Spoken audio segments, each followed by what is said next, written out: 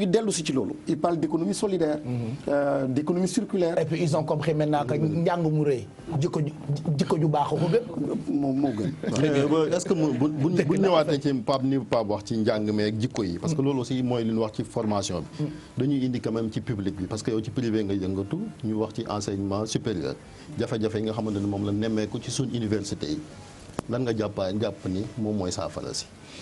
waaw suivre naa li xew tey démb je crois avec l'audience avec le président bi mu recevoir étudiants yi wax dëgg su dee dëgg rek la nar a wax je suis très déçu. pourquoi. waaw dama déçu parce que problème bi du foofu problème c'est l'excellence de l'université xam nga quand on parle d'émergence di nekk ci compétition nga gis ay dëkk yu mel ni ay Rwanda nga xool lii am ak dëkk yi ni ñuy développé woo lépp mi ngi dépendre ci capital humain boobu tamit donc soo bëggee jiital ay ambulance jiital ay lal et cetera c'est important social bi am na solo de. non waaw mais social boo xam ne da nga koy def de façon réfléchie mooy avant nga anticiper un état dafa war am capacité d'anticipation mais lii am ba ñu rey ci nit nga doog a taxaw bërëb génnee lii yëpp ndekete mënoon nga ko xam nga loolu dafay wone benn faiblesse su état. mais ci seen nguur it nit faatu étudiant faatu woon na. non du problème bu ñu def yooyu. non c'est juste une question monsieur le ministre. non c'est pas je veux dire ça ne construit pas sunu nguur moo tax ñu jóge fi mais aujourd'hui on parle d'aujourd'hui pour voir lii baax ak naka la ñu koy defaree mais actuellement situation bi loolu baaxu ci mooy man damay inviter état bi ak étudiants yi aussi mooy quand on pose des problèmes ce sont des problèmes certainement qui sont de vrais problèmes. Il faut absolument tenir compte de ñoo xam ne ñu ngi ci région yi di vivre ay difficultés mais le vrai problème de l'éducation li ñu vivre pendant 6 mois 7 mois avec les plus jeunes quand on me dit régler nañ ko parce que simplement financièrement on a répondu favorablement je dis mais quand même est-ce que c'est ça qui a réglé le problème de l'éducation au Sénégal? Non. Et c'est ça qui règle le problème de l'université? Je dis non. Il y a des problèmes de fond qui ont été occultés et cette façon de faire encore une fois dafay wone simplement ni amuñu capacité d'anticipation. lan nga bëgg mooy modèle privé yi comme ay IAM wax na ko ak yeneen i école ñu adopté ko ci public bi wala. déedéet nous ne sommes certainement pas ñun dañu nekk ay modèles yoo xam ni privé ak public xëy na seen doxalin du benn mais li ma bëggoon li ma doon xaar mooy ñu wax ci contenu yi li ma doon xaar mooy ñu wax ci base de données aujourd'hui étudiant presque amatul livre université dañu am ay base de données très puissantes boo xam ne étudiant bu nekk mën na am accès à des milliers ou des millions donc de revues de livres simple mais connexion yooyu ak ces possibilités tey jii peut-être moom moo waroon nekk le grand combat des étudiants le grand combat c'est aussi les partenariats entreprises écoles lan la état di def pour accompagner ces gens. maanaam état du réagir daa war di agir. dafa war di agir dafa war di anticiper dafa war a nekk dans l'excellence. Aujourd'hui on n'est pas dans l'excellence. Solutions yi ñu apporté démb c'est pas des solutions qui vont dans le sens de construire l'excellence et tey jii je ne vois pas ci débat bi ak li muy dégg yëpp je pense que le niveau du débat dafa bas trop. mais yéen da ngeen a participé woon ci concertation avenir enseignement supérieur yi fii professeur Souleymane Bassir Dia jiite woon yow nga nekk ci secteur privé enseignement supérieur lan ngeen proposé woon kii li ngay wax nii ñu saafara ko. li ñu proposé woon mooy lépp loo xam ne d'accord nañ ko ñun ñëpp c'était une concertation du ma jox suñu position ñun suñu bopp mais benn point c'est qu'on disait simplement que nous devons être d'égale dignité maanaam le secteur privé comme le secteur public. ñëpp yam waaw loolu moom dama ci war a féliciter aussi le ministre Mary Teuw Niane góorgóorlu na ba tey jii enseignement supérieur privé am na benn maqaama benn position wante fan yi ak temps yi même tey sax dégg naa benn bor bi ñaaw na munoo amel ay établissements say champions nationaux dans le secteur de l'éducation fayoo leen ñuy vivre ay difficultés yoo xam ne léegi seen école tëj nga jékki-jékki encore une fois des étudiants se présentent à toi nga jékki-jékki génne wane ni ndekete tu avais les moyens de le faire alors que tu n'as pas réglé ce problème beneen bi aussi même vis-à-vis des banques lii am noonu yàlla na ko yàlla yërëm ba fàllu seen bakkanam ñu ñàkk ko ci mais simplement parce qu'il y avait aussi une dette bor yoo xam ne dañ ko amee doon banques yi je pense que les problèmes de fond abordé wuñu ko et moi j'invite simplement solennellement l'État du Sénégal c'est pas un problème de régime. mais benn foofu dama lay interpeller quand même bu ngeen ma ko mayee parce que député nga également mais coow li déggoon quand même le parlement te yéenay contrôler action gouvernement bi ak politique publique yi seen devoir la woon tey ma dégg ñu ne kat Moustapha Guirassy introduire na question d'actualité ngir ñu woo ministre yi concerné yi déglu leen mais dégguñ benn initiative parlementaire jóge ci majorité bi comme opposition. li tam dëgg la. déet. ah déggum ñu ngi Sénégal Mouhamed yaay dafa revue de presse mos ko dégg. dafa am liiroo ko fenn. liiruma ko fenn te moom daf ne dégguma. peut-être am na mais moom dégguma la wax. waaw c'est que bu amee nit ñi yëg ko. waaw déedéet di ngeen ko yëg parce que dafa am député yoo xam ni suñuy bindee ba pare du ci saa si ngeen ko yëg.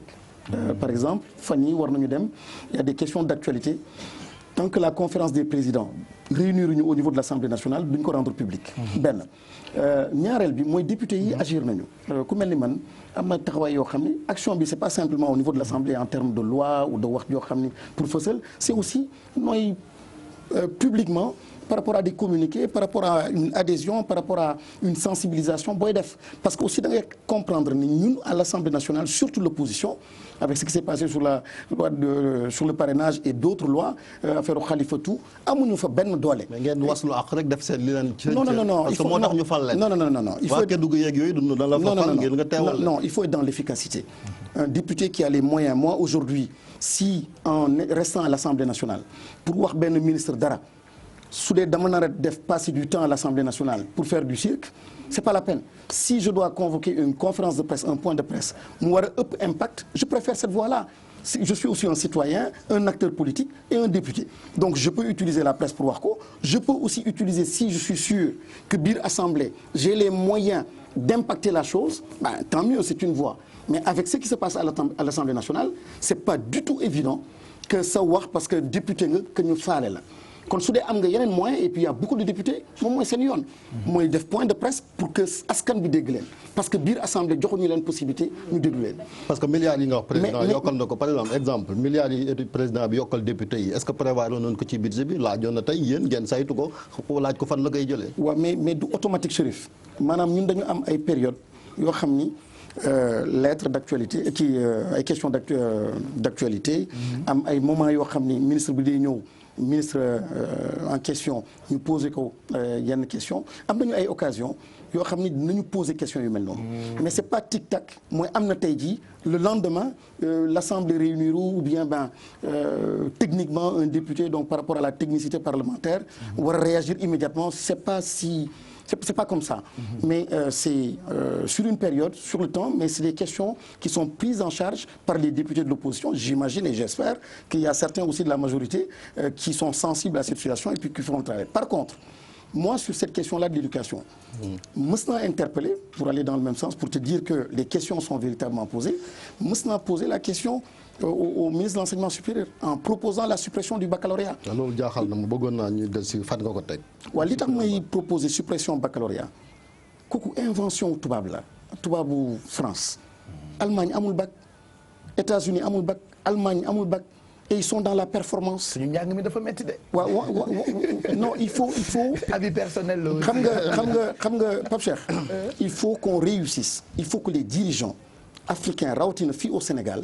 ñu am la possibilité d'aller vers des ruptures fondamentales soo amul fit un courage politique benn audace politique pour def des changements nous resterons dans la médiocrité. Vous proposez quoi à la place? li may proposer à la place du bac mooy un système de contrôle continu mooy un étudiant qui est en seconde première terminale mën naa contrôler l'étudiant sur 3 ans à la fin j'ai plus d'informations sur l'étudiant pour ne ni kii baax na wala baaxul sur 3 ans mais soo bàyyee xale bi seconde première terminale quelles que soient les notes garawul nga bàyyi ba 2-3 jours mu def bakam am chance jàll nga dugal ko dans le système mais on voit ce que l'université produit depuis les années 60 aujourd'hui il faut des réformes il faut changer il faut oser il faut aller peut-être aussi vers la professionnalisation mais mënoo cette idéologie là nga continuer ko. mais sélection moom foo amul rek catastrophe day am. parce que segg aussi foog ñu segg. non waxuma ni sélection doon mode de sélection c'est le meilleur qu'on doit prendre. non mode de sélection bi laa wax si la sélection se base simplement sur l'examen le baccalauréat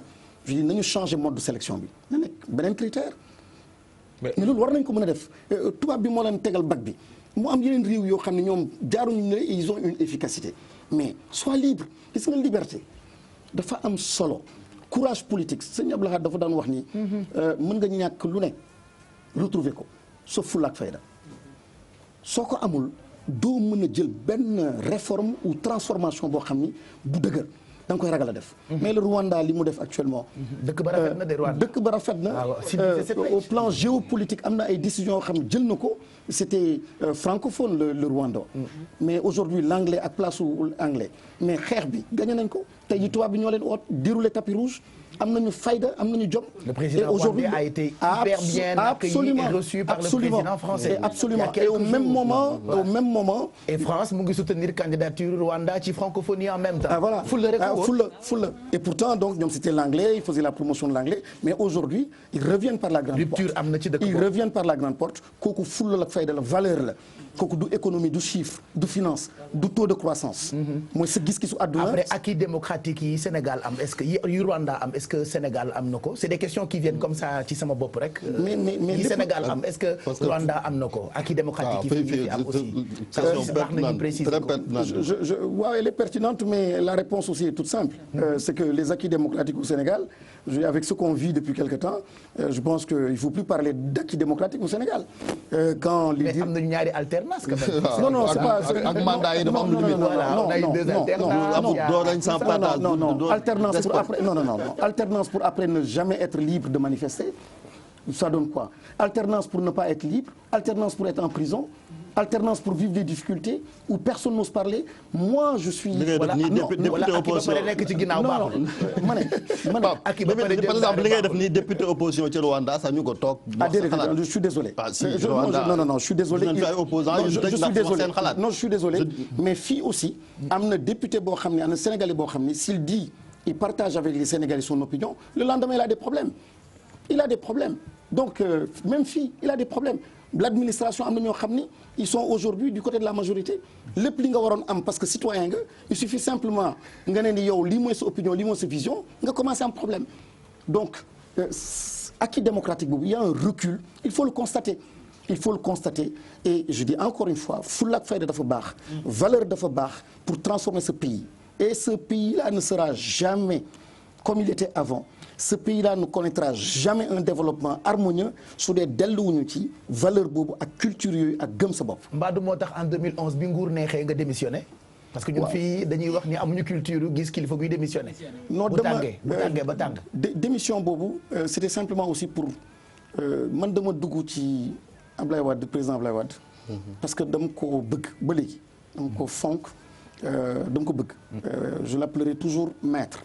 waaw ndaxte yàlla may na ko daal pour gàttal alors quand le président une fois et c'est la première fois je crois que ma koy wax publiquement en conseil des ministres ne j'ai jamais dit que du ma nekk président du ma nekk candidat te fekk waxoon na ko ma jàpp ni su ma kilifa xëy na juum na ma bëggoon attirer attention en conseil des ministres mu nekk instance boo xam ni foofu la ñu mën a waxtaanee yenn waxtaan yi avec toute la courtoisie ak respect boo xam ni que je dois au chef de l'État ma attirer attention ne ko chef de l'État yow yaa ko waxoon mu mere ma dóor ci table bi am ñoo xam tam jaar nañ fa boole ma ak moom ne ma kii kat daf la bëgg kii et cetera ñu commencé ma indi problème et quand j'ai vu problème yi tar di ma commencé indil ay adversaires donc sur le terrain politique di ma indil ay yenn jafe-jafe ma préféré moi simplement rendre la démission. Et quand j'ai rendu la démission, il l'a pas accepté au bout d'une semaine. Et je remercie Dieu. Jamais je n'ai fait un point de presse. Jamais je n'ai critiqué. Jamais je n'ai dit, sauf la première fois, aujourd'hui, publiquement, pour expliquer ce qui s'est passé. Donc, moi, à l'époque, il me disait, ouais, donc on va continuer en fait cette démission. Voilà, tu as parfaitement raison. Je dis non, moi je ne l'ai pas fait pour Torochalko. Je l'ai fait par principe. Donc, si je m'entends avec lui, si on se comprend, je reviens, je travaille tranquillement. Donc j'ai fait ma démission, j'ai rendu ma démission par principe pour le mettre à l'aise, aussi pour me protéger. Et j'ai jamais été aussi heureux que ce jour-là, bi ma ko delloo jox man suma démission ba wàcc bureau ba génn c'était une liberté extraordinaire. nga feex dama feex. Politique dañu yaakaar ni neex na. mais neexul am na ñoo xam ni. jom ak responsabilité moo leen ci dugal. mais lu tax nga duggaat ci kon parce que toog nga 5 ans yoo xam ne. waaw responsabilité xam nga ku gëm valeur yi may wax li tax yàlla sàkk la te soo yàggee seetlu sa baay fi mu jaar. Kadhafi bu mu jaar Ablaye Wade li mu doon kii Bill Gates li mu amoon ak tey jii fu mu toll tu te poses une seule question mooy c'est quoi le sens de la vie et adduna amul benn sens boo xam ni mën nga ci jàpp lu dul sensu générosité et la meilleure des générosités mooy ngay joxe moo tax gis nga quand suñu borom dine dee leen partager soyez généreux je dis yéefar bu ko def jullit bu ko def chrétien bu ko def ku ko mënti def c'est une loi da ngay gis en fait les effets gis nga même internet technologie la wante li tax mu am barke lu tax tey jii muy gouverner le monde mooy soubassement bi mooy générosité partage mooy partage dafa am solo te tey yaay yéen ñi jigéen ñi soxna xam ngeen li mu baax li may wax mooy yaay joo xam ne day jur doom du ko laaj salaire du ko laaj contrepartie mais bànneex bi muy am simplement mooy li muy partage lan moo tax kon moi si je suis issu du Sénégal gis ñoo xam ne maa bokk ak ñoom deret bokk ak ñoom koñ maa gi Mermoz ak ñoom dund ak ñoom centenaire dund ak ñoom et cetera di leen vivre su la yàlla dimbalee may la des moyens de parler pour eux de te battre pour eux soo ko deful suñu borom mere la yow sa nga jëppi sa bopp. léegi monsieur le ministre c'est la seule adversaire boobu nga junj noonu en 2014 quand même nekkoon avant loolu nekkoon nga maire Kédougou mais moo la fa mujj a gagné. oh c'est pas un problème. waaw lan moo expliqué kon à un moment donné nga perdre sa base ba ñàkk ay élection quand même nekkoon ministre. ak ndomba tànk yi nga amoon mooy li ma waxoon rek mooy ñi ma sot ak moom tamit xëy na njàmbaaram peu importe. jàmbaar la kay waaw c'est très bien je le félicite pour ça mais le plus important moi j'ai perdu en 2014 c'était le plus important mais j'en ai appris beaucoup j'ai tiré beaucoup de leçons et c'est ça la vie c'est pas la mort ou la vie mais c'est en fait l'alternance quoi de la nuit et du jour donc j'apprends beaucoup et aujourd'hui le plus important je reviens avec une confiance extraordinaire il faut bien le dire aussi il faut bien le dire et là où tu es seul là où tu es dans l'opposition tu n'as aucun moyen aucune ressource nga am la confiance des populations face à la majorité présidentielle avec tous les moyens et tu t'en sors avec presque 70% j'ai dit sant yàlla aussi da nga koy waxaale ci mais est-ce que yaakaar nga politique bon dégg nañ ñu ne candidat ngay doon 2019 sànq nee nañ sa parti amagul récépissé noonu nar a lijjantee loolu muy benn deuxièmement mooy monsieur le ministre bu ñu waxantee dëgg yow sénégalais jàppewuñu la politicien de jàngalekat lañ la jàppale au-delà de ministre bi nga doon yaa ngi wax confiance sénégalais mais ñu bëri ci ñoom Moustapha Guirassy bi ñuy gis mooy le ministre le professeur l'enseignant waaw fu lay moo tax émission bi am njëriñ dernier point bi dafa am solo loolu moo tax ma am yaakaar bu baax a baax defe naa ni sénégalais tey jii dafa am genre politique bu ñuy seet du ma politicien mais je suis très politique différence bi mooy nekk en contact ak xam say réalité xam Sénégal lu muy dund nekk sénégalais nite je pense que tey Sénégal moom lay wut kon nekk jàmbaaru politicien wax ju bëri nekk ci plateau di et cetera je pense que tey jii sénégalais mën na ràññee deuxièmement sénégalais yi bëgg nañu xam am sur une période assez importante mën a def le choix lii daloon sénégalais yi dootul dalaat Sénégal moo jékki-jékki ni bërëb jóg ñëpp topp la élire la après rëccu je pense qu'aujourd'hui les gens vont prendre le temps xool sa 10 ans xool sa 15 ans xool sa 20 ans et sur cette base là mën a def seen choix. rëccu boo xamante ne élection bu ngeen def mu gagné leen. j'ai pas compris. rëccu da nga ne dañu rëccu sénégalais yi. waaw kin fal la rëccu bu métti mais boobu benn nga faale ba léegi élection yi ngeen fi. waaw parce que dafa am jalgati yu métti jalgati yu métti ku fichier électoral yeeg élection yi mujj gis nga nu mu demee donc loolu moom su dee am na ci ba léegi xëy na mën nañu gañewaat wante su dee mbir yi jaar na ci yoon sénégalais yi am seen carte lépp leer ñu bañ a forcer comme ni ñu forcer loi parrainage di nga gis ni sénégalais yi dañuy exprimer wu librement te résultats yi demee nii. Et ensuite aussi quand on voit les tendances où la tendance elle est vraiment à la baissière. kon nag je pense qu'en 2019 les sénégalais se prononceront et yàggatul. en 9 mois on verra la vérité fu mu nekk. léegi yow laaj naa la ko sànq yaa ngi doon candidat te sa parti amagul récépissé. c'est pas un problème d'abord dañ ko war a am lii am solo mooy dañu nekk ci régime déclaratif mooy am nañu suñu récépissé de dépôt donc loolu constitution bi ak Sénégal may nañu à partir donc de ce régime déclaratif là ñu mën a jëf benn ñaareel bi moom mooy toog nañu boobu ba léegi xëy na diggante bi d'ici 1 mois war nañu mën a am le récépissé définitif mais loolu du am problème su dee tamit foofu bloqué nañu candidature indépendante bi loolu amul benn problème donc du loolu amul sax presque différence donc du loolu moom moo ñuy bloqué le plus important mooy décision bi ñu jël nekk un candidat aux prochaines élections donc présidentielles en 2019. Avec ça ou ni ou nele on sera candidat et aujourd'hui il y a presque plus de différence. dégg nañu ko mel ne Serigne Mbacké Ndiaye mu ne day sàkku ci ñi àndoon Abdoulaye Wade famille libérale bi ñu ànd ak Macky Sall ndax njaboot gi benn la pare nga pour wuyu ji ci loolu. parewuma pour loolu li tax sax bokkuma ci yenn coalition parce que dama bëgg suma projet de société ak ñi ma àndal ma am les moyens de dérouler le projet de société mu leer parce que quand tu parles de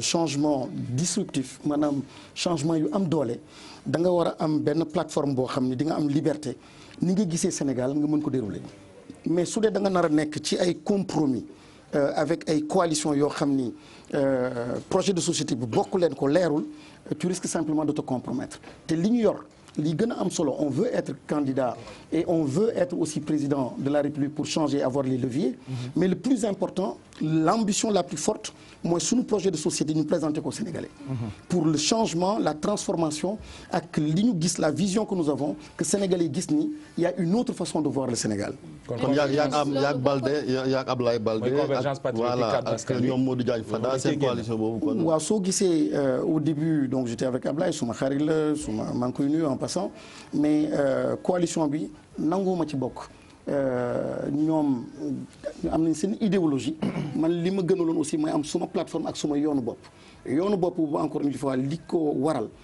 li ma war a wax ci économie li ma war a wax ci éducation li ma war a wax ci valeur dama ko gëm lool te su ma bokkee ci benn plateforme boo xam ni gis-gis gi du benn xëy na li ma bëgg a def dama ko mën a def. mais monsieur le ministre est-ce que loolu du bokk ci ñàkk dooleel opposition bi parce que bu ku ci nekk demee ci sa bannière alors que vous faites face à un seul candidat est-ce que loolu en tant que opposition doo leen nekk doo leen am dooleel le poids qu'il faut en fait pour faire face au seul candidat donc bu ku nekk xalaatee comme yow ne man dama am sama yoon kenn dama am sama yoon kenn dama am sama yoon est-ce que tamit du indi disparité boobu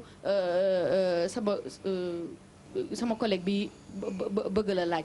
mais ci élection présidentielle expérience bi wane na ni baaxul ngeen groupe dès le début li gën mooy ku nekk dem maintenant nag mën ngeen daje ci deuxième tour bi mën ngeen daje nag ngeen former coalition su dee déggoo ngeen ci gis-gis ngeen mën a former bloc te loolu moom ubbeeku naa pour loolu. mais pour le moment nii comme li xale artistes di wax carrière solo. carrière solo bi aussi. carrière solo bi mooy. tey juste après ñu jël Alfie Marianne ak internautes yi ndax ñoom seen baaraam yaa ngi xasan depuis sànq. rapidement kon li nga xamante ne tey moom nga fi wax yëpp moi je pense bien que mën nañ jàngee lu bëri ci yow loolu du tey lañ ko wax ci dal gi ci mën a waxtaan ba nit ñi dégg la en attendant. élection yi di ñëw am nga sa parti am na leneen lu ñuy xaar également donc tey problème yi nga xamante ne enseignement bi mi ngi koy jànkantoon lan moo doon tey solution bi tey pour yow. solution bi mooy li ma wax sànq le problème sous-jacent boo xam ne xëy na formulé wuñu ko noonu mooy excellence bi quoi. et réforme yi je dirais même transformation yi dañu war radical pour changer donc le système xool. système bu nekk dafa am ce qui entre et ce qui sort actuellement le focus maanaam accent bi ak doole gi yëpp ñu ngi ko def ci diggante bi maanaam bâtiment yi infrastructure et cetera il y a pas eu assez de réflexion ci naka lañu yan critères la ñuy dugalee nit ci biir parce que kii di dugg aussi su dee baaxul machine bi lu muy performante day difficile donc day baax nga am réflexion pour kii di dugg mooy sànq li ma doon wax réflexion yoo xam ni ak proposition yoo xam ne defoon naa ko pour xool naka la ñuy duggee ci biir pas parce que dañ la war a rejeter su dee amoo moyen bi ou bien des possibilités d'accéder au supérieur mais il y a d'autres voies professionnelles et cetera yoo xam ne mën nañu trouver d'autres moyens d'orienter d'autres étudiants beneen bi mooy le contenu dafa waroon nekk aussi au cœur du débat mooy li ma doon wax sànq les ressources yi étudiants yi soxla du loo xam ne de tangible rek la maanaam ambulance wala lal wala ay li ñuy lekk am na leneen loo xam ne dañ ko soxla te dégguma ko ñu tudd ko. culture de l'excellence. waaw d'intangible parce que moom mooy dimbali étudiant mooy environnement boo xam ni xëy na doo ko laal nii. mais da nga koy permettre xam-xamam expérience am. et j'ai toujours proposé aussi beneen loi boo xam ni bëggoon naa ñu am ko. xoolal gaspillage bi ñuy def ci réew mi parce qu'il y a alternance tous ceux qui étaient ministres tous ceux qui étaient directeurs généraux tous ceux qui ont profité de l'État du Sénégal participer ay conférences. Au niveau international yu ñu formé jékki-jékki nga envoyé leen ñoom ñëpp garage xam-xam googu moo ëpp solo yi parfois que xam-xam goo xam ne dañ ko jëlee ci université yi parce qu'une expérience et ça suñu deniers publics la ñun ñoo fay loolu et ça coûte excessivement cher donc loolu moi je dis il faut jël ay dispositions comme dans les pays émergents ñu jël ay lois ay mesures yoo xam ni képp koo xam ni état dugal na ci yow dërëm nga nekk directeur société nekk président conseil d'administration nekk ministre war nga mën a servir encore l'université les étudiants par des conférences par des cours par comme waxtaan bi may wax nii. En échange de quoi? En échange non c'est simplement un service. Un service parce que l'éducation encore une politique d'excellence dafa soxla aussi cette connexion avec l'université du troisième âge. Aujourd'hui les valeurs dont on parle solution googu war nañu ko trouver que ceux qui ont l'expérience et il y en a beaucoup énormément des cadres internationaux une expérience internationale mais ils sont tapis dans l'ombre yore course wala di damier am bëgg-bëgg pour partager mais ils n'ont aucun moyen de partager et le vrai savoir le vrai capital foofu la ñu ko rechercher donc la question de l'université la question de l'enseignement encore une fois li ñu war a mettre au cœur du débat mooy la question de l'excellence et l'excellence encore une fois je suis désolé cette crise-là que nous vivons depuis quelques années ne peut pas être résolue quand je vois les titres des journaux je ne comprends pas qu'on dise que la crise a été résolue parce que ambulance joxe nañ ko wala xaalis joxe nañ ko et tout le monde est content moi je dis oui c'est bien mais le plus important il s'agit d'éducation il s'agit de former le capital humain et c'est pas en termes de 2 ans 3 ans c'est de former la nation sénégalaise de demain et c'est important li ñuy wax ni ces enfants qui sont démotivés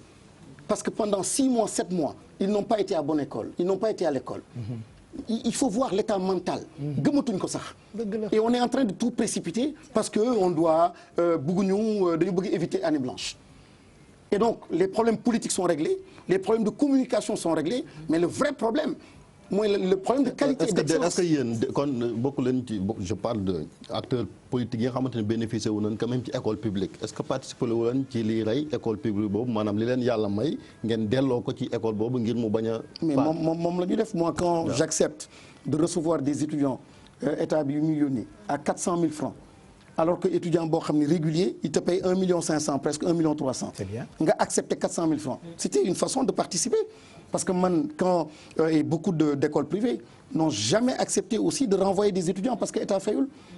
À l'IAM aucun étudiant envoyé par l'État ils sont presque un millier aucun n'a été renvoyé on supporte et pendant 1 an duñ la fay. nga toog di muñ. mais parce que aussi damay rus dàq. élèves yàqal ko addunaam simplement parce que état fayul et lii am fële à l'UGB les étudiants aussi du privé ñoom aussi peuvent se plaindre parce que on aurait pu les renvoyer et donc ñii dañ leen war a fay aussi et ça me permet simplement me rebondir ci benn nga baal ma Pape Cheikh les champions nationaux suma secteur déjà on voit en fait que l'État ne supporte pas ne soutient pas ces champions là pour ñu nekk de grands champions et dans tous les secteurs d'activité amul benn secteur boo xam ni mën nga ne secteur bi mi ngi dox et c'est porté par des Sénégalais. amul leen subvention état. amuñu benn subvention. aucune subvention. on paye l'impôt et cetera. exonération aussi amul ci. amul benn exonération. amul benn te ba pare nga jël di et cetera yow fay ñu la.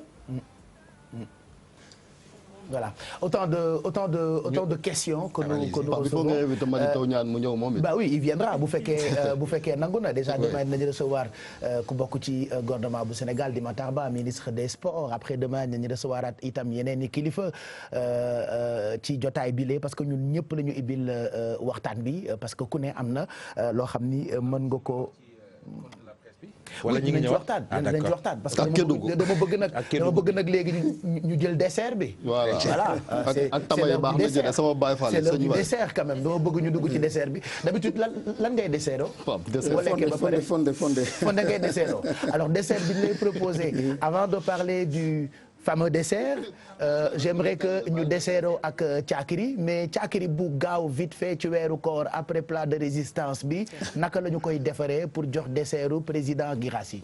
j'espère que monsieur Guirassy dina mën a ñam ci caakiri bi donc Pape Cheikh comme nuñ ko expliqué depuis ce matin préliminaire yëpp dañ koy def maanaam tey caakiri yi jënd def ci noix de muscade def ci essence vanille comme niñ koy defee moom la ñuy def chaque fois daal di njëkk ko defee nag bu ko defee moment bi nga xamante ni moom la ñuy ñëw ñu def assemblage donc assemblage bi nga xamante ni moom la ñuy def vite fait mooy que sunu sow bi nga xamante ni meew alip moo ñu ko jox Pape moom la ñu jël suukar ko fas yéene ci def li nga xamante ni moom mooy lait concentré sucré non sucré plutôt pour diluer li nga xamante ni moom mooy sow bi donc étape boobu buñ ci jàllee mooy que dañuy def nag caakiri parce que léegi nit ñi jël nañu méthode boo xamante ne da ngay def sow bi ci suuf et puis def ñoo xamante ni dañu bëgg caakiri bu bëri am na ñoo xam ne dañu bëgg caakiri boo xamante ni bëriwul nga yëngalal ko sa bopp et puis nga doseel ko sa bopp ni mu waree li nga xamante ni tam moom laa ci yokk pour andi plus de goût parce que booy lekk tamit da ngay jël yenn parfum yoo xam ne moom lañ ciy def notamment vanille mu nekk benn parfum boo xamante ni def na tour du monde noix de muscade boo xamante ni ça facilite la digestion moom dañ ko andi en poudre ba pare andi ko en essence ça se marie très bien ci ay ñamu soow notamment ay caakiri wala ay fondé yi nga xamante ni moom la ñuy defar donc boo gisee tuuti lañ ci def parce que bëgguñu mu dominer goût soow bi nga xamante ni moom la ñuy rechercher leneen li nga xamante ni dañ ciy insister mooy fruit yoo xamante ni dañ koy intégrer ci les recettes yi nga xamante ni moom la ñuy togg pour tamit gën a andi fraîcheur ba pare gën a faciliter digestion bi soo gisee ci biir caakiri bi nga xamante ni moom laa mélangé maa ngi ci sànni ay raisin sec def naa ci râpé naa ci tuuti coco ak li nga xamante ni moom mooy pomme bi boo koy lekk Pape Cheikh dina andi benn touche croquant boo xamante ni lu neex lay am puisque banana dafa jeex moom laa bëggoon jënd mais Pape Cheikh dafa jeexal banana ci suñu koñ dafa jeexal banana suñu koñ moo tax ma andi pomme donc ñu jël pomme bi râpé ko et puis mu ñëw dem directement ci li nga xamante ni moom mooy soow bi et puis ñu def ko ci Pape mi ngoog donc ku nekk defaral sa caakiri bu fekkee sa xel daf ci nekk na ay dessert yoo xamante ni Pape wax na ko su fekkee da nga jël sa plat de résistance ba pare yàlla boo am benn poulet rôti boo xam ne mi ngi la doon xaar ci côté bi soo ko lekkee ba pare jël sa benn potu caakiri pour mën a jël sa taux sucre parce que tout le temps dama koy wax Pape Cheikh suukar bi c'est à éviter mais il faut pas ñu oublier que ni suukar bi moo ñu jox force bi nga xamante ni moom la ñu soxla ci journée bi am na ñoo xamante ne du ñu lekk ceeb am na ñoo xam ne du ñu lekk pâte tout ce qui lépp loo xamante ne daf ñuy apporter sucre mais ñu consommer ko ci fruits secs yi nga xamante ni c'est pas pour rien ñu koy dogee fàttali tamit Pape li nga xam ne moom mooy promo Beko bi nga xamante ni ñoom ñoo ñu gunge durant tout le mois de Ramadan ngeen profité dem ci magasin yi électronique Corp bi nga xamante ni ñoom ñooy partenaire officiel bu marque Beko su ngeen demee ay prix réduit mi ngi leen fay xaar nga xamante ni dañ nekk ci benn promo boo xam ne lu ngeen fa jënd ci valeur 100 000 francs bu ngeen di génn da ngeen di génn ak seen ak cadeau su ngeen bëggee plus de détails woote ci 33 867 79 99 ñu jox leen lépp lu ngeen bëgg poser comme question donc Pape mën naa tànqal pot nag sunu invité bi mu ñam le temps que gars yi di ko wàcceel question yi moom it muy lekk dessert am comme ni ñu koy defee fii chaque jour ci quartier général. parce que xam naa ni il faut que mu wax ci dessert yi ñuy dégg fan yii yëpp on parle tout le temps de dessert moi j'ai rien compris ci histoire dessert bi. ah dessert u tirailleurs yi. bon dégg naa man tamit ah. man dama dégg ñu dessert u président la bon on va en parler dans quelques minutes il y a tellement de points yoo xamante ni jot nañu ko de la part de confrères yu nekk ci presse bi de la part surtout internautes yi nga xamante ni ñooy suivre quartier général bi depuis tout à l'heure on va retrouver donc Marianne Siva pour waxtaanee yenn ci ay questions yoo xamante ni ñoo ngi koy jot dañuy tàmbali ak une question bu jógee ci Cheikh Fall blogueur est-ce que am nga projet bind livre ci sa parcours afin d'inspirer les jeunes et puis est-ce que mën nga ñu citer ñetti turu 3 noms de ces maîtres spirituels yu la inspiré donc bu njëkk bi est-ce que am nga projet bind livre pour revenir ci sa parcours afin d'inspirer les plus jeunes bi ci topp mooy nga lim ñetti maîtres yoo xamante ni maîtres spirituels lañu yu la inspiré. am na fas yéene naa effectivement bind téere yàgg naa ko bëgg a def te incha allah dinaa ko def je crois que devoir la et obligation la beneen bi maître spirituel yi ma inspiré bi ci njëkk mooy Cheikh Ahmad Bamba il m'inspire beaucoup et dem na ba suma vision projet de société bi am na lu bëri ci fayda ak jom damay joxe benn exemple par rapport au patriotisme économique am na benn xisa boo xam ne dañ ma koy nettali dine bi mu nekkee ak Ndar ak tubaab yi dañ ko defoon ci benn jardin botanique tubaab yi indi woon fa ay garab yoo xam ni de toute espèce pour xool yan ñoo mën a ma dox fii màgg fii donc ci sunu climat ci sunu sol et moom su daan doxantu ci Zaïre di noppale ko dafa taamu woon benn garab fa la daan dem toog di noppale ko tubaab bi am seetlu di observer laaj ko ne ko lu tax toujours ci garab bi alors qu'il y avait d'autres arbres mu ne ko parce que ci garab yëpp yi fi nekk bii rek a jóge Sénégal yi ci des yëpp dañ ko importé xam nga xisa bu mel noonu ak rapport patriotisme économique boobu ci exemple bu ndaw boobu mën na inspirer ak ces rapports aussi au franc CFA quand il y avait cette crise même Soudan am na adversité mu am benn dépassement extraordinaire moom il a été le premier à soutenir le franc CFA donc gisul woon adversité bi booy li ñu koy sonal li ñu koy teg mais gisoon na simplement njëriñu Afrique ak njëriñu simplement le Sénégal donc am na exemple yu bëri yoo xam ni ces rapports au travail ces rapports justement par rapport aux valeurs l'audace innovation bi sens responsabilité il y a tellement de choses à dire il m'inspire véritablement c'est un penseur et sur ce point j'aimerais bien insister pour dire il faut qu'on arrête de privatiser Sëñ Touba il faut ñu arrêter di ko def ci milieu confrères yi dafay limiter en fait les possibilités yu mu mën a jox en fait à l'Afrique yu mu mën a jox au Sénégal. Il est universel. C'est des enseignements. Gis nga quand on parle de Gandhi, les gens n'ont pas honte. Dañuy jël photom bind ni lii la. Ils le disent en anglais, ils le disent en français. C'est dans les bureaux. Ouais. Aujourd'hui, le Sénégalais chrétien, le Sénégalais tidjane, le Sénégalais laïen, le Sénégalais mouride, ils ne doivent pas être dans une logique confrérique. Dañu war a jox nit ki jëmmam ak akam yàlla mooy maye donc loolu suñ ko gisee c'est le Sénégal qui est riche de cela et donc c'est quelqu'un qui m'inspire extraordinairement bien sûr il a dit 3 autres mais il y en a tellement donc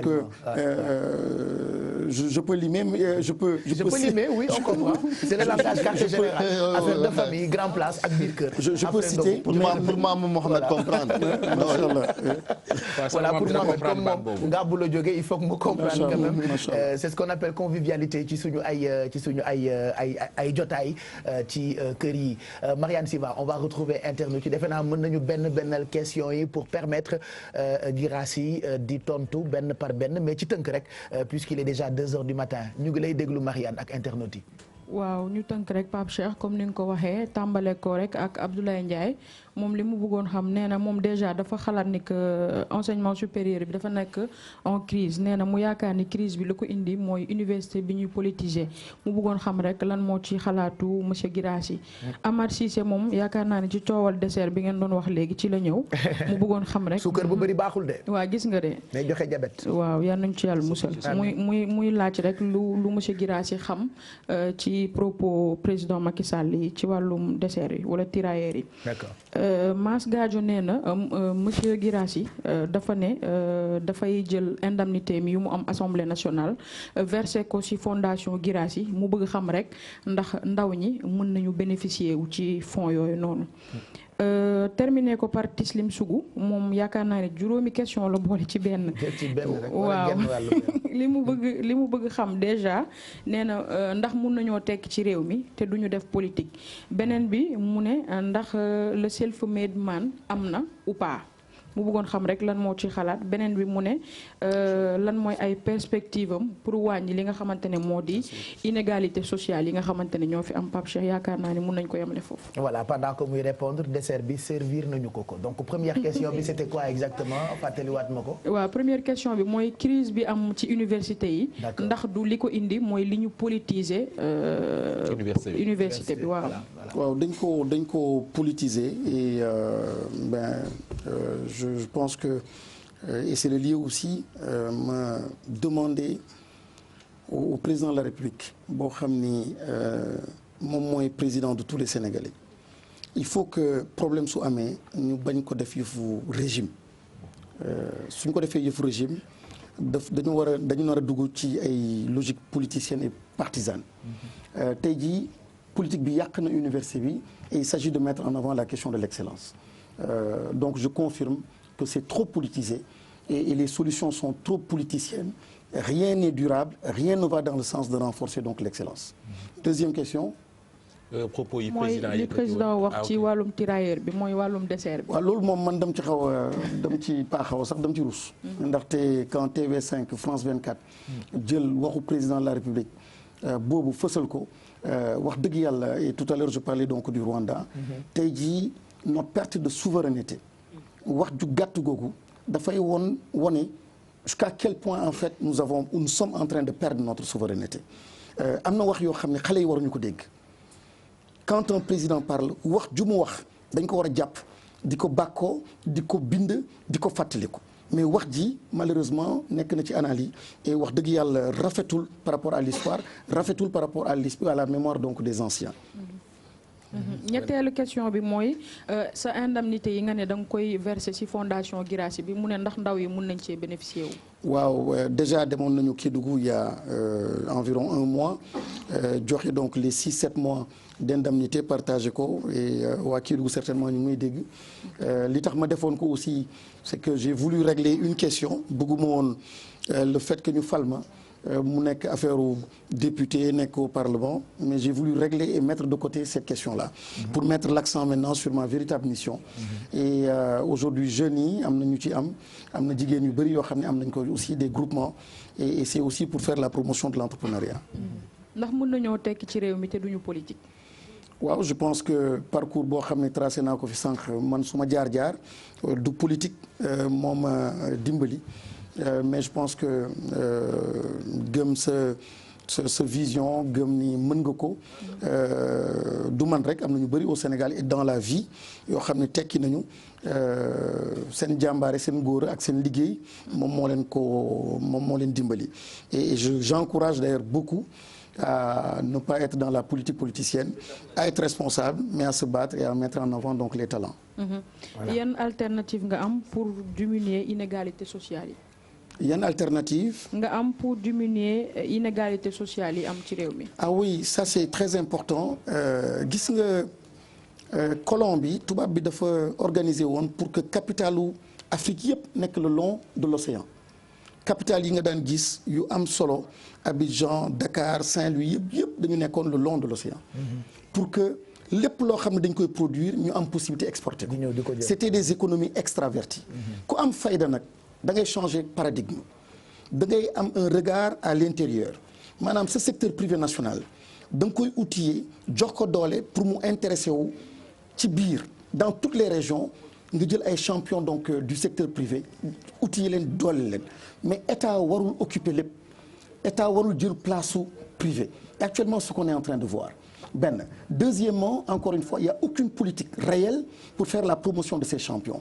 beneen bi aussi mooy sooy bëgg renforcer ce secteur privé national da nga war a changer paradigme et en t'intéressant en fait à l'intérieur de l'Afrique am na jamono dama daan dégg ay marques sénégalaises yoo xam ni dañu daan nekk en Gambie marques sénégalaises yoo xam ni soo demee Guinée soo demee Mali da nga leen fa daan fekk mais tey jii de moins en moins le Ghana la Côte d'Ivoire yeneen dëkk yi ñoom ñoo commencé di gën a agressif. alors que amoon nañu sax bata.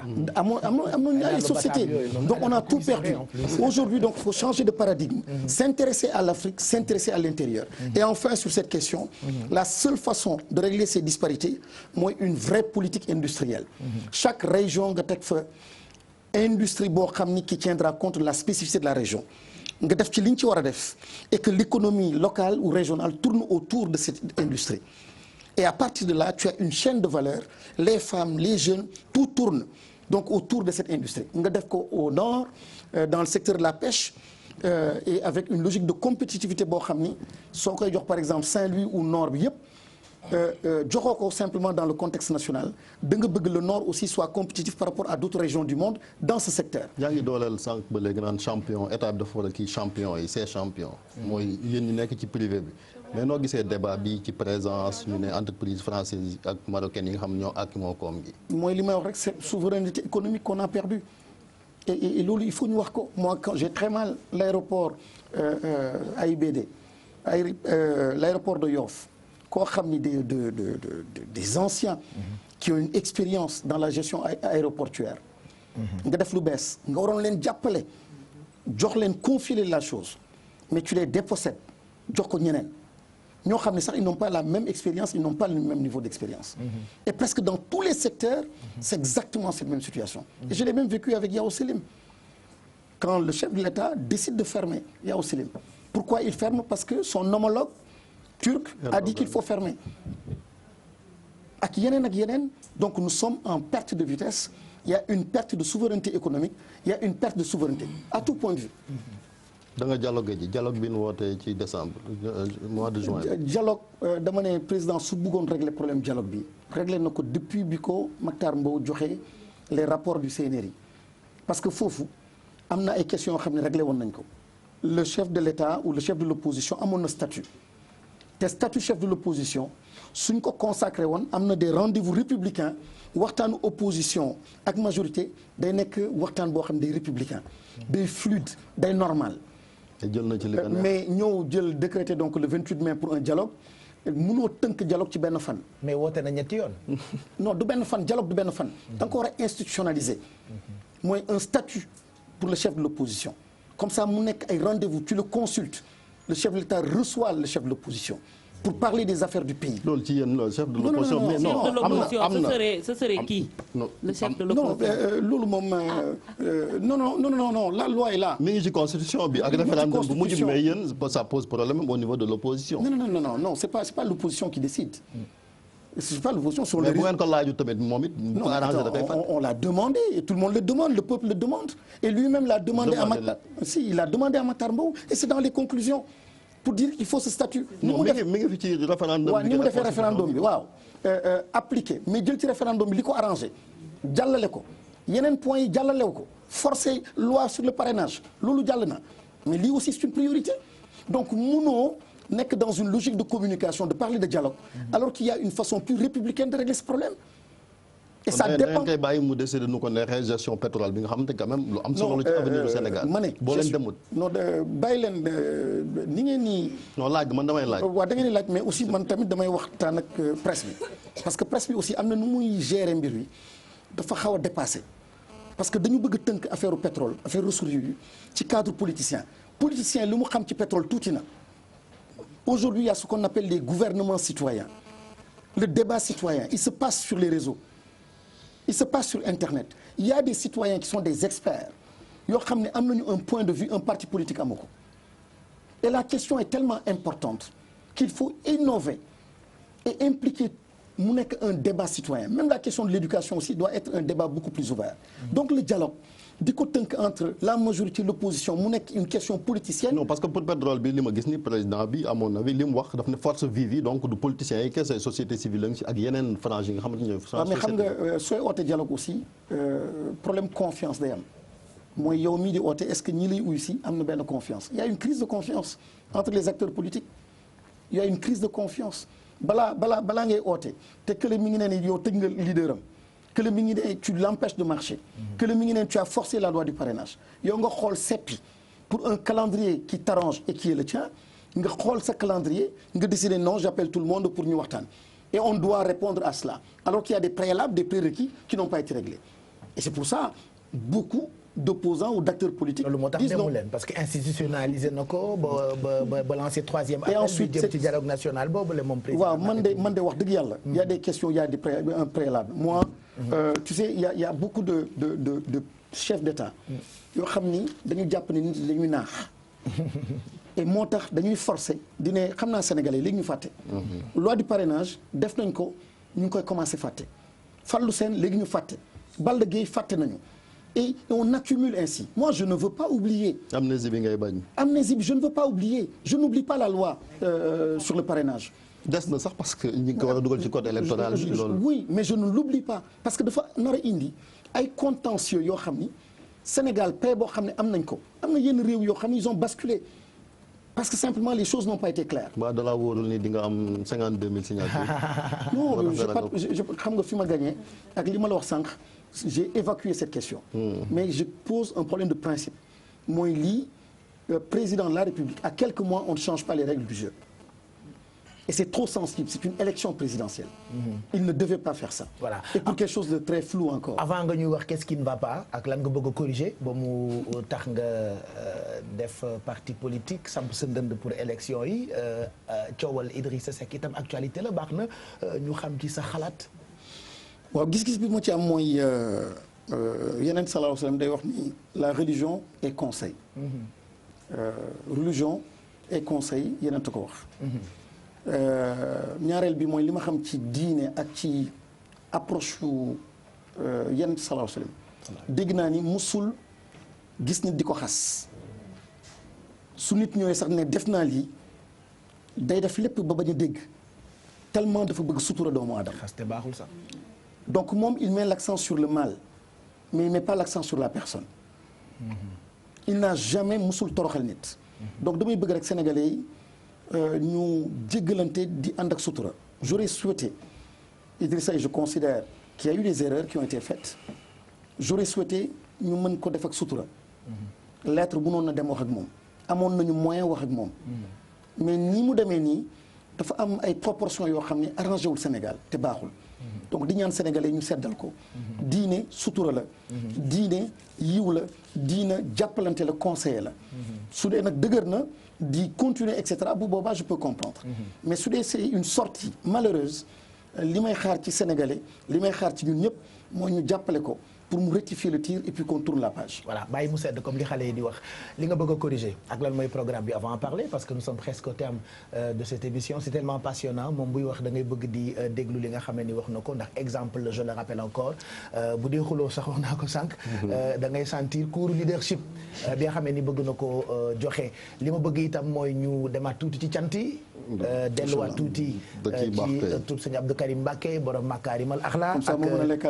voilà comme ça nga mën a lekk sa dessert ñu ciy profité nag di nuyu sunu xarit yëpp bokk na ci madame Mbacké soxna Naata Samb bu Fès ci programme yi bokk na ci loo xam ne ni moo ngi koy préparé muy réseau FEMAD initié donc par madame Mbacké le 6 juin au théâtre national Daniel Sorano am na itam beneen madame Mbacké boo xam ne ni ñu ngi koy nuyu di soxna wu suñu sëriñ soxna su sëñ Abdou Karim Mbacké njabootam yëpp ñu ngi leen di ndokkeel waaye soxna Fat Bintou Pouit suñu yaay la madame Mbacké ñu ngi koy ziar bu baax di ñaan yàlla yàggal taxawaayam ak First Lady muy ki nga xam ne ni mooy Daba Guissé bu consul bu Sénégal nekk ci New York ak kull koo xam ne rek yaa ngi rafetlu jotaay bi tey ci télévision Futur Média Alioune Badara ñu bàyyi la nga demaat ak suñu xarit yi ci leneen loo ñuy bégale ci guddi gi ci barkeem sëñ bi.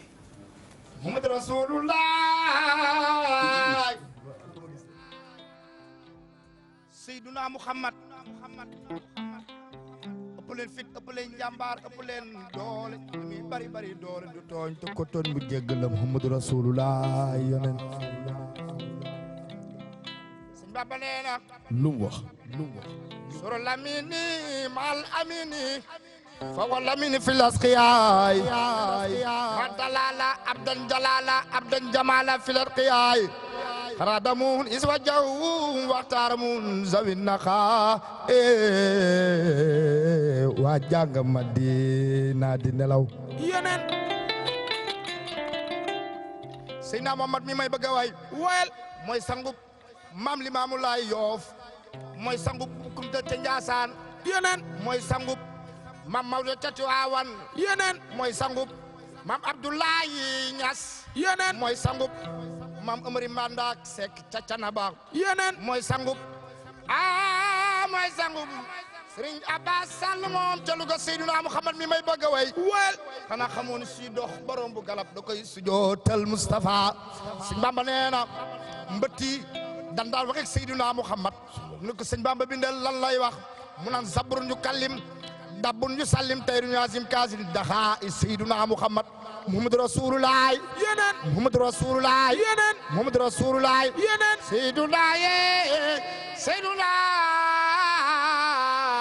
Seyduna Muhammad dizan yeneen dibi Nabil Mustafa la mi baax baax amoon na ay yoon yeneen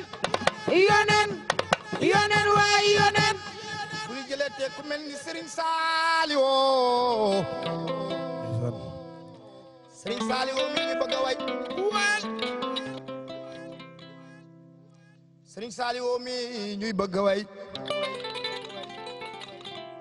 Serigne Bamba nee na suma liggéey bi Serigne Saliou moo ko àggale ñu ko Serigne Bamba bindal mu ne azalika allazi yukammilul amal fu ñuy jëlee te waajoo xam ni moom tànk bu mu dox beneen tànk bay sabal boromam Serigne Saliou borom jàpp ndal Serigne Saliou borom doka Serigne Saliou borom Touba xel kom ca xel kom Serigne Saliou waaye Serigne Bamba ne woon nag aw ma rak aw ma doom aw ma jarbaat waaye bind gisee lu mu bind dafa bind li xaadatil joori wal ma Saliou baay Cheikh Abdou Karim Mbacke Fallilooy fu ñuy jëleete waa joo xam ni tànk bu mu dox beneen tànk bay sabal boromam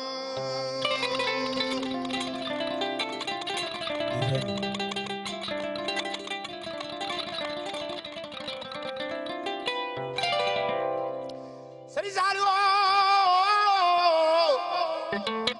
ñu doonoo foogoon ne yow Serigne Saliou da nga ñuy defar ñu am ay doom fab ko indi ci yow nga defar baay defari doom fu ñuy jëleete baay Cheikh Abdou Karim Mbacke Falliloo fu ñuy jëleete baay Serigne Cheikh Saliou fu ñuy jëleete baay Serigne Moussa Saliou fu ñuy jëleete sabab Cheikh Béthio Thioune Serigne Saliou Serigne Saliou mii may bëgg a way bu doon suuf ñun lay ingénieur yow Serigne Saliou bu doon géej ñu naan la marin yow Serigne Saliou yow bu doon avion ñu naan la pilote yow Serigne Saliou Serigne Saliou bu doon bâtiment ñu naan la architecte mbaa entrepreneur fu ñuy jëleete waa joo xam ni tànk bu mu dox kënu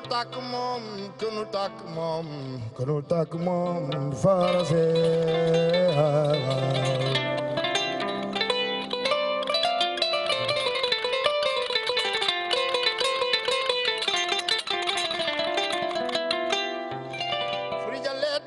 Serigne Saliou ba muy tàggoo di jëm barzak dafa woolu Serigne Moussa Saliou mu ñëw mu naan ko Serigne Moussa Saliou wëral ci biir kër gi nga indil ma caabi kër yi Serigne Moussa Saliou moom dem ci ñoom ma nga naan leen sama baay Serigne Saliou nee na ku fi yor caabi kër gi nanga ko jox ñoom ñëpp ñu joxe seeni caabi ba pare boole di jooy Serigne Moussa Saliou indi caabi kër yi ma nga naan Serigne Moussa Saliou tey jii la lan mu ne ko tey jii la alxamis mu ne ko xanaa suba la àjjuma mu naan ko waaw mu ne ko su suba mu nga dugg biir Touba dajaleen ma jànkat alxuraan te di ko jàngaleel na ngeen ma wàccel kaamil te na ngeen ma ñaanal buur yàlla el ma ñaanal buur yàlla yow na ngeen ma ñaanal buur yàlla yow jéggal ma samay bàkkaar Serigne Saliou Serigne Saliou defal ni ñu màggal borom jandatul maxwa sopp Serigne Saliou jógal taxaw màggal ko sopp Serigne Saliou jógal taxaw màggal ko sopp Serigne Saliou jógal taxaw màggal ko sopp Serigne Saliou sopp Serigne Saliou wax leen Serigne Saliou Serigne Saliou Mbacke yaaya yok Mbacke yaaya yok yaa waral ma naan yaa waral ma naan Serigne Saliou Serigne Saliou Mbacke yaaya yok Mbacke yaaya yok yaa waral ma naan yaa waral ma naan sopp Serigne Saliou sopp Serigne Saliou sopp Serigne Saliou sopp Serigne Saliou Serigne Saliou Serigne Saliou baayu Seex Xarim Serigne Saliou baayu Seex Xarim Serigne Saliou Mbacke yaaya yok Mbacke yaaya yok yaa waral ma daal yaa waral ma daal yaa waral ma daal yaa waral ma daal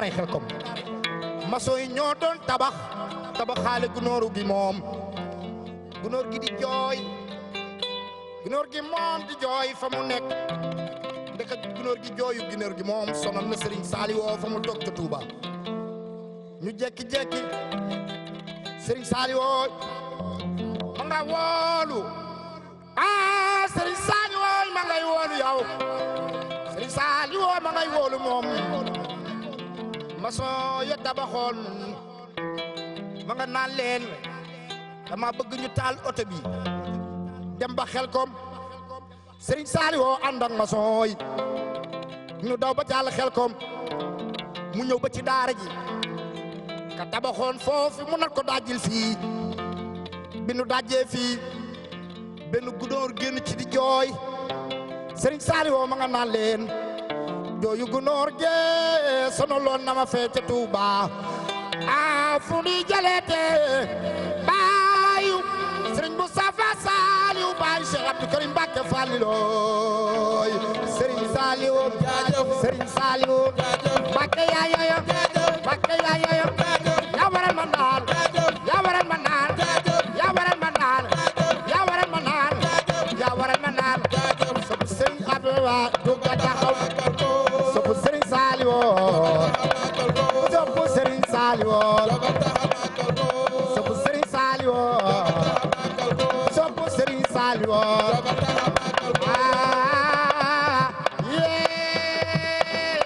Cheikh Abdou Karim Mbacké Falliloo naaru ma kawa faj Sëñ Fallu ayam gi daana Fallu ayam gi daana Sëñ Fallu ayam gi daana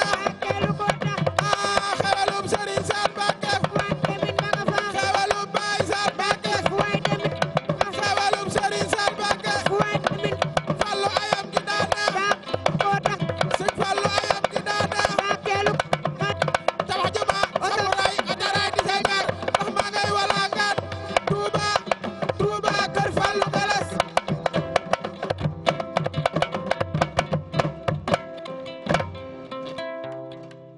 te Serigne Saliou Mohamed Ndiaye moom gaañoon na fi mu toog lii daanu na carrément macha allah li tax sénégalais yu bëgg la mu ngi au delà de taalibi bi nga doon ñu fonk la lool waaye lii ngay def ci xol yi itam yàlla na la ko Serigne Bamba Faye voilà loolu moo tax ñu sopp la te pare gu nag yow ndax laataa ñuy jeexal di nga dellu si waat ci jotaay bi lee bu ko defee ñu baaxee waat cant yi suñu mbokk yi nga xam ne nii ñoo ñuy seetaan Serigne Saliou nag sa waa ji borom ngott ak lagan borom jënd ak njurul borom umul xuraa maa mi ndongo yi lépp day gudd neel borom jamono jàmm ak jamono macha allah mu ngoog ba tey ñu àggali waxtaan wi laataa ñuy jeexal mënuñu bañ a wax ci engagement politique bi nga xam ne am nga ko ak parti bi nga nas bi ma déggee rek ni annoncé nga sa candidature ci présidentielle yi ñu jëm la question que je me suis posée mooy qu'est-ce qui ne va pas lan la Guirassy bëgg a corriger ba mu jaral ko mu bëgg a nekk candidat alors que toog nga juróomi at yoo xam ne nii kenn déggu la nga def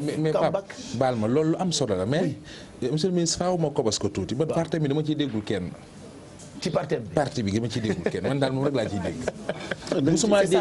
musuma dégg ku ne ma man parti bu Moustapha Guirassy laa bokk xam nga waa du parti kër di nga ko gis xam nga est-ce que dina bëri ay parrain xam nga dafa am posé nañu même question ci législative yi ne ma wàllu noo def ba gagné kenn déggulu woon dafa am ñoo xam ne ay acteurs politiques yoo xam ni acteur u plateau lañu am acteur politique yoo xam ne ñu ngi ci biir société bi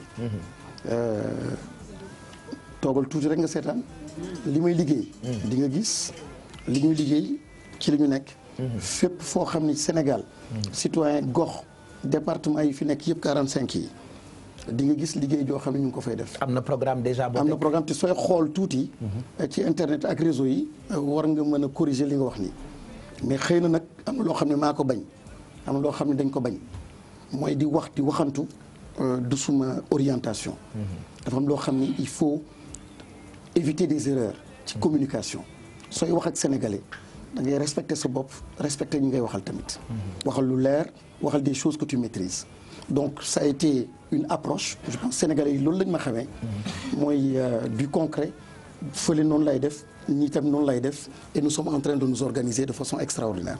di nga ko gis nag te yow sa bopp xam naa di nga ma fekk si. incha allah bëri na même ci diaspora bi. ñu ngi may déglu. et sooy suivre aussi donc il y a beaucoup de meetings qu'on retrouve donc dans sur le net et cetera. mais franchement. On est en train de s'organiser de façon silencieuse mais de façon efficace. Il s'agit d'être à côté des Sénégalais. may fàttali ni l'élection présidentielle c'est un rendez-vous entre un homme et le peuple. Donc du affaire u bruit affaire u kii wax wóolu nañ ko wala wóoluwuñu ko. benn bis la te rencontre boobu la. mais appareil aussi am na solo boobu appareil. déedéet appareil yow les faits dans le monde. ak le parcours politique. Sénégal la nekk. non mais Sénégal dafa changé. Sénégal dafa changé bu baax a baax su dee appareil politique. ay Macron yooyu France ñoo xam Macron ay Obama mais fii Sénégal. ma ne même Sénégal gi l'avènement de Macky Sall wane na ni appareil yi li ngay wax mi ngi commencé démantelé wu. parce que le peu de temps bi mu def alors qu'il y avait des appareils qui étaient là plus solides depuis plus longtemps demul. mais leneen moo tax moo joué en sa faveur. trajectoire am joué na ci. trajectoire am c'est très bien. maintenant sa trajectoire. dafa teel a dugg ci àll bi ak poste yi mu occupé ci état ba xam fonctionne. ak aussi na mu génne ci état ba yërmande Sénégalais yi ak ñeneen ñoo xam ko jàppale aussi da ci ak ñeneen ñoo xam ne aussi am nañu trajectoire. comme man nii dans le privé moom moo am trajectoire am j'ai été aussi dans les mêmes conditions comme député maire. ministre dans le gouvernement j'ai une expérience. Il a été président de l'Assemblée nationale. Oui. ak yeneen. Il peut être tout cela mais je veux dire il y a d'autres qui ne le seront pas il y a d'autres qui seront des footballeurs comme ici Georges Weah. Il y a d'autres qui feront autre chose et qui deviennent donc président de la République. mais nee na la Sénégal lañ nekk. dama ko wax nag suñu sociologie électorale non là c'est une toute autre lecture. Le Sénégal ce changement. Le Sénégal a profondément changé. Les Sénégalais que j'entends, que j'écoute, que je côtoie, c'est des Sénégalais qui ne sont pas dans des logiques forcément de parti. Et en 2019, on le verra. Vous verrez en fait que c'est pas forcément quelqu'un qui est à la tête d'un parti qui va passer. Non, ce sera une toute autre réalité. Aujourd'hui, le changement, les Sénégalais le veulent. En tout cas, war nañu mën a am un bon débat quand même parce que li ñu fi dégg ak programme yi ngeen di wax xaw ma bu yemut ci wax kese normalement bii pa war naa nekk élection yu wuuteeg yi ñu fi daa gis. ci débat normalement programme du dëgg kon nag programme daf ci am solo projet de société daf ci am solo. Et c'est le plus important. Et aujourd'hui, il y a cette maturité, cette conscience politique des Sénégalais qui fait que suñuy choisir bés bi su jotee defe naa ak lii jàll yëpp ak ce qu'ils sont en train de vivre le choix se passera autrement yeneen critères la ñuy mettre en avant. Pape mi ngi lay laaj sànq juróomi at ginnaaw nga dellu siwaat samp sa ndënd bëgg a sóobu ci géew bi lan moo la naqari ci réew mi ba tax nga bëgg a jóg pour saafara. wax naa ko mooy. corriger mooy li ci gën a doy waar déjà mooy ci li ma doon wax sànq crise valeur bi dafa gën a accentué wu. ku am doom di xalaat ëllëg bëgg Sénégal bëgg sa doom te képp koo xam ne borom kër nga sooy génn àdduna xalaatutoo sa bopp sa doom sa njaboot nga xalaat. te réew mi ngi dem ci orientation boo xam ni si des responsables ñoo xam ne ñoom ñoo nekk à la tête de ce pays. am baat am doole mën a transformer mën a décider mettre ñu l'accent donc ci point boobu dina am problème ça c'est une première chose donc il faut une rupture ak changement boo xam ne dafa profond changement boobu dafa laaj courage politique moom la ñu fas yéene def jël ce socle de valeur li ñu doon ce qu'on appelle des savoirs actionnables mooy culture nga bañ ko wax rek du tëgg sabar du ay culture boo xam ne da nga koy exposer mais en termes de valeur quand tu déclines une politique publique dans le domaine de l'éducation dans le domaine de la santé dans le domaine de l'environnement bi ma doon wax sànq ak capital spirituel sànq li mu doon wax ci sëñ Saliou par rapport ak gunóor bi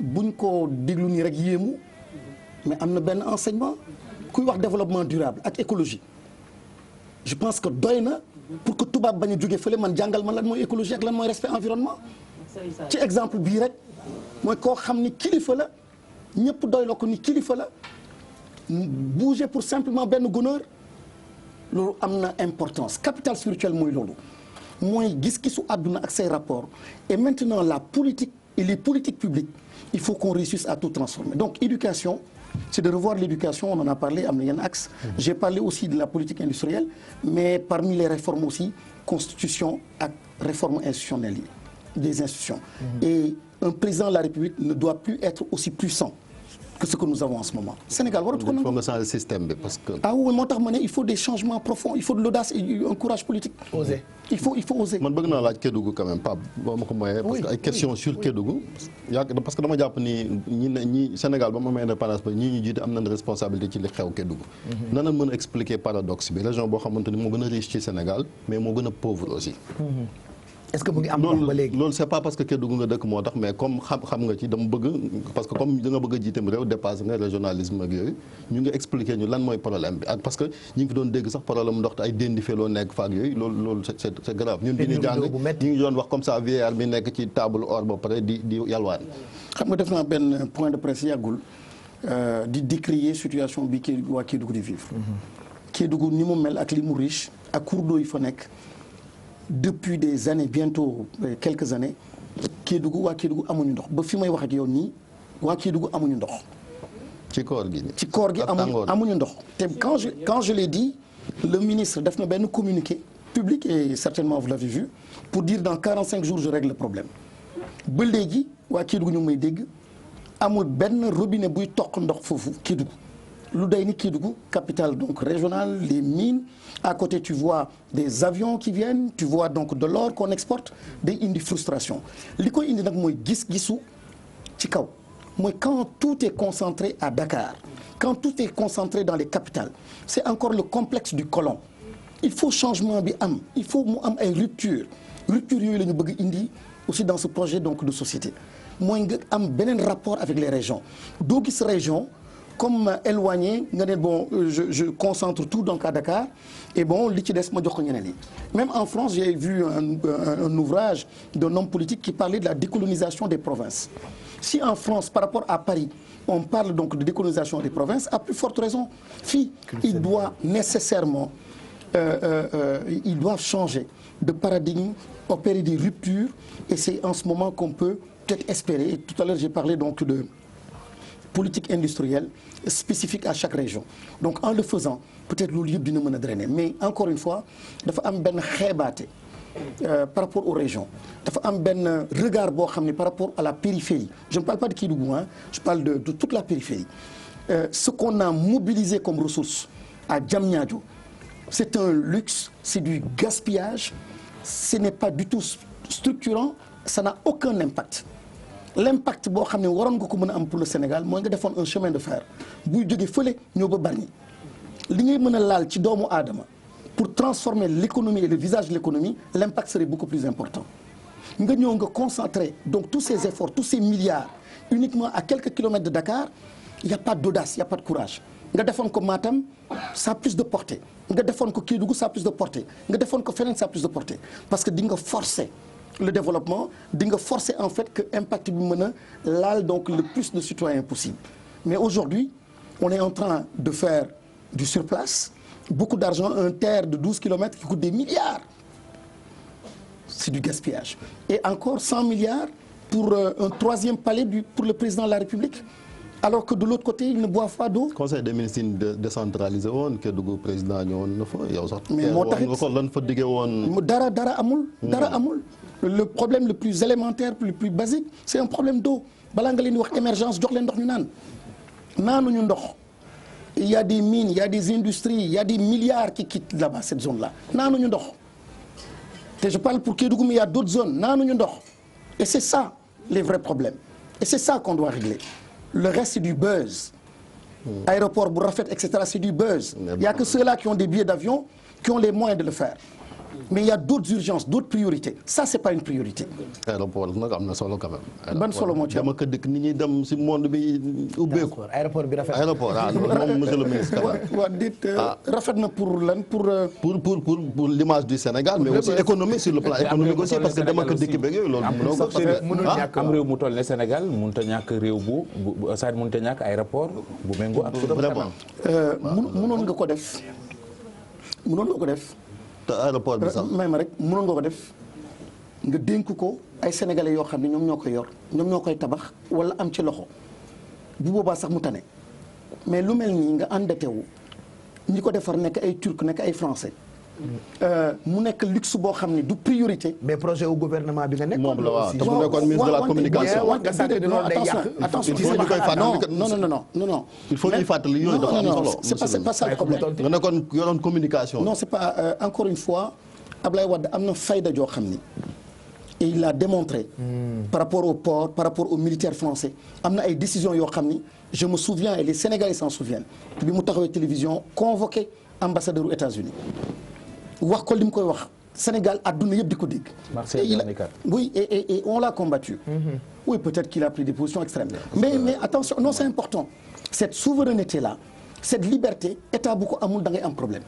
Aujourd'hui Ablaye Wade su nekkoon fii je me dis orientation bi ak perte souveraineté bi xëy na du demee nii c'est aller trop loin et le secteur privé national bi ma ci gisul moo tax ma ne il y a pas eu d'impact en fait. Saudi Ben Laden lan ko Ablaye Wade joxoon bi ngeen fi nekkee mais gis na ni avenant yi ñu doon laaj ak liggéey bi yéex ñi moo tax ñu jëlee leen fii changé ba aéroport pare donc je crois que loolu amul lu ci mën a bi mu yéexee de mooy bi gars yi ñëwee la yenn problème am loolu du ñu dugg ci débat boobu mais en tout cas la situation est celle-là mooy il y a des dépenses somptueuses de luxe il y a d'autres priorités. D'accord. Et les priorités me semblent être ailleurs. Il faut plus de nationalisation ci suñu yooyu. Il faut de la rationalisation, il faut des arbitrages plus intelligents, plus pertinents. D'accord. Ceux-là, arbitrage yi face à des problèmes liés à l'éducation, la santé, ce que nous avons vécu, crise yi ñuy vivre, je pense qu'il y avait d'autres priorités. Investissement étranger aussi baax na. TER bi c'était pas une priorité.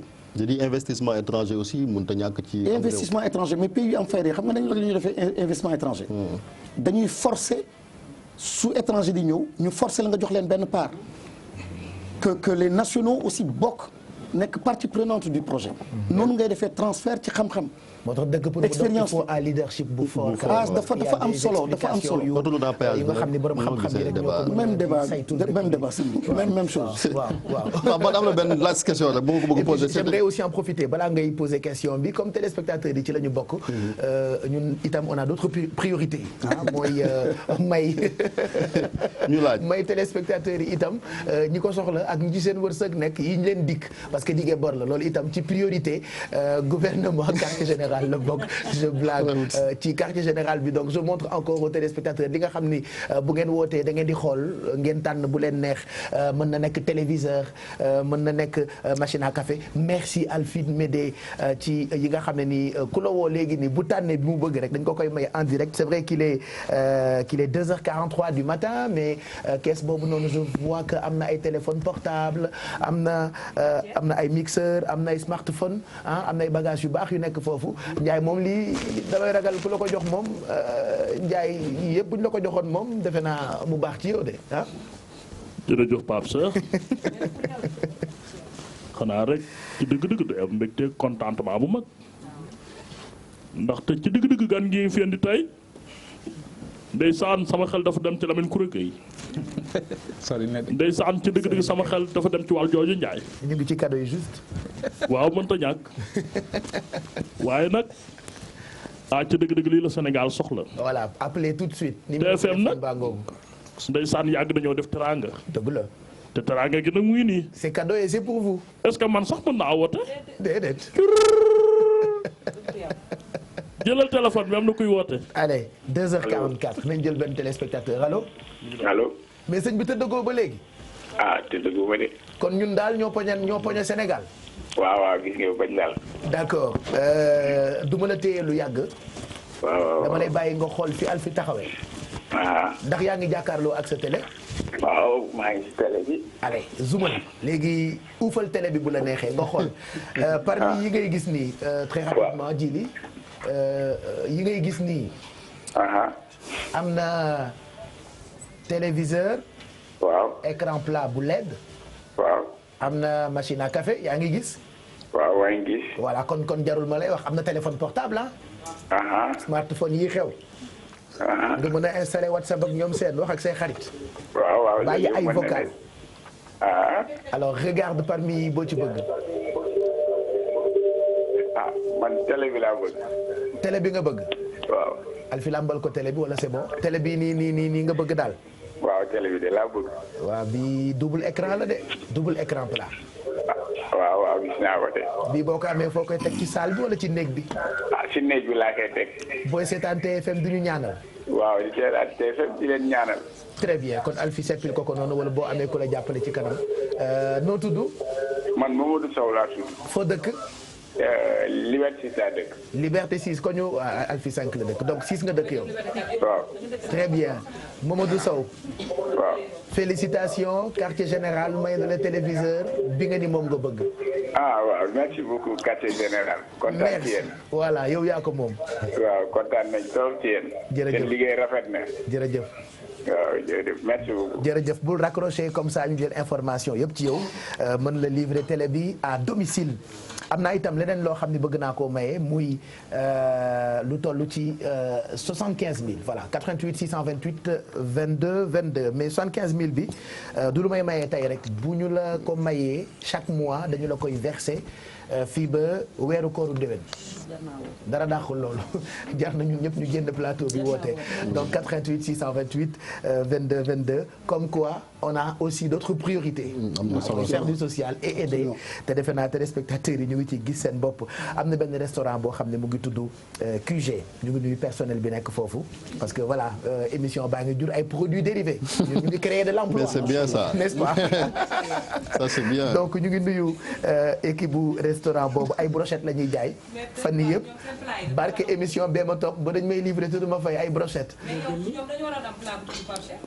bon peut-être brochette ginaar yi donc c'est un restaurant qui s'appelle QG ñu ngi nekk Centenaire ñu ngi nuyu ki fa nekk di Taga voilà donc Taga moom moo nekk ci restaurant boobu tudd j'allais dire brochette mais quartier général voilà donc beaucoup de questions qui arrivent nii dans la foulée pour finir ak président Guirassy am na ku ma laaj ni secteur privé national bi est-ce que ils sont assez compétitifs ndaxte nee na bëri na ay projets yu ñu leen di confier qui n'ont pas forcément abouti.